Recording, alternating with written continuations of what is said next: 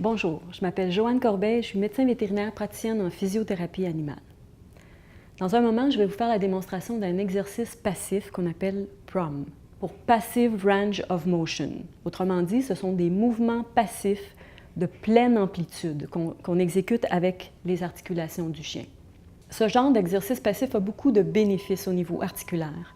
On va avoir un bénéfice au niveau de la circulation sanguine et lymphatique, par exemple, parce qu'on fait bouger les articulations. Ce sont des exercices donc, qui vont nous aider à lutter contre la raideur, qui vont amener une meilleure flexibilité. Donc, des exercices passifs tels que ceux qu'on va vous montrer, c'est des exercices qui sont indiqués dans les cas d'ostéoarthrose, mais aussi dans plusieurs cas de réadaptation. On commence par l'extrémité. On va bouger les orteils. Donc, on fait une extension et une flexion de façon passive, c'est-à-dire que Vegas ne va pas bouger, c'est moi qui fais bouger ses orteils. Ensuite, on va prendre le tarse qui est ici, on va stabiliser la partie qui est plus près du corps et avec l'autre main, on va aller bouger la partie mobile pour faire des mouvements passifs articulaires. Ensuite, on va monter au genou. Donc, on stabilise la partie la plus près du corps, on fait la flexion. Et on fait l'extension du genou comme ça, sans forcer. On va jusqu'où c'est confortable pour le chien. Ce sont des mouvements passifs. Donc, c'est moi qui fais le mouvement. Et Vegas, c'est passif.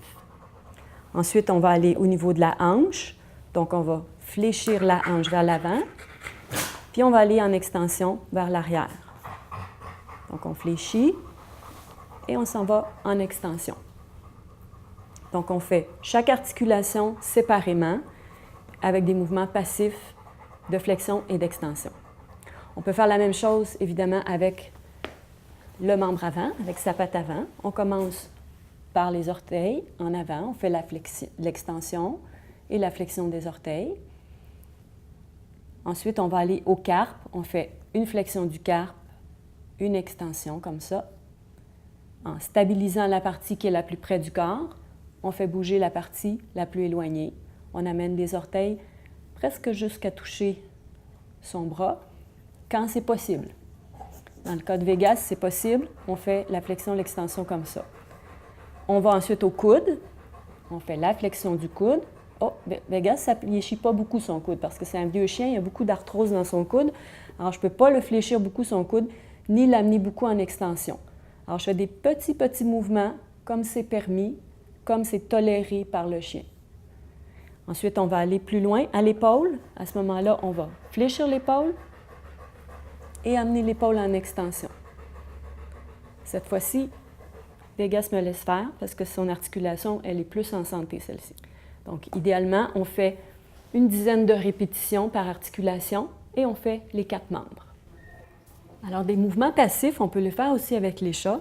C'est plus facile si on a une personne qui tient puis qui caresse l'animal pendant qu'on fait les mouvements passifs avec l'autre membre.